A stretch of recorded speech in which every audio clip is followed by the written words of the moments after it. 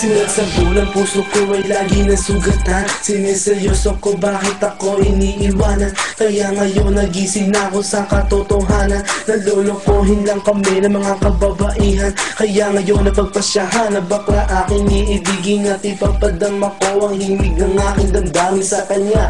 Oo nga, at hindi sa isang babae, dahil ang puso ko ay kanilang sinabotahe. Para bang ako'y isang laruan na kanilang dinapatapak. Pagkatapos pagsawaan kanilang tatalikuran. It's so unfair, kaya bakla na lang ang iibigin. Kaya ngayon pakinggan nyo, para sa'yo itong awitin. Mga tambay lang kami, sawa sa babae. May mga babaeng manluloko, piniperahan lang kami.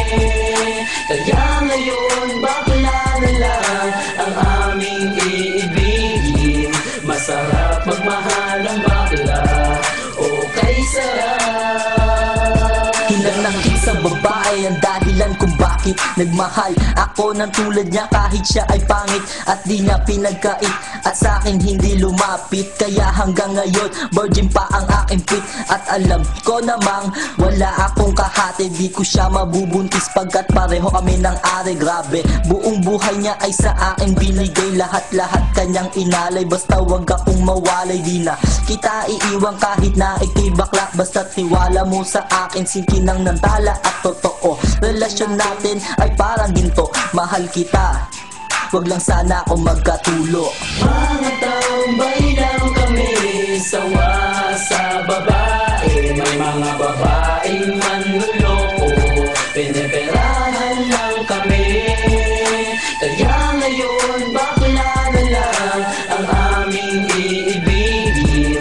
Masarap magmahal ang bakla, okay sarap. Nasulat ko ang kantang ko dahil sa galit, pagkat sa tuwing nagmamahal puso ko'y napupumit. Ginawa ko naman ang lahat, sa kanya lang inilaan. Binigay ang nais na lupa, tiyaing katawan. Pero kapalit nito isa pa lang atak sila. At nagawa pa niya na ako'y pagtawanan. Kaya ngayon si Lenja labis ang pag-iyak. Puso ko'y parang sagasaan ng 5 mililitra. Sa isip ay tumatak ang sakit na natamo. Kaya nagdesisyon tuloy ang puso na laging bigo, na bakla na lang ang iibigin ko. Hindi na ko masasaktan, nagkapera pa ako. Mga tambay lang kami, sawa sa babae. May mga babaeng manluloko,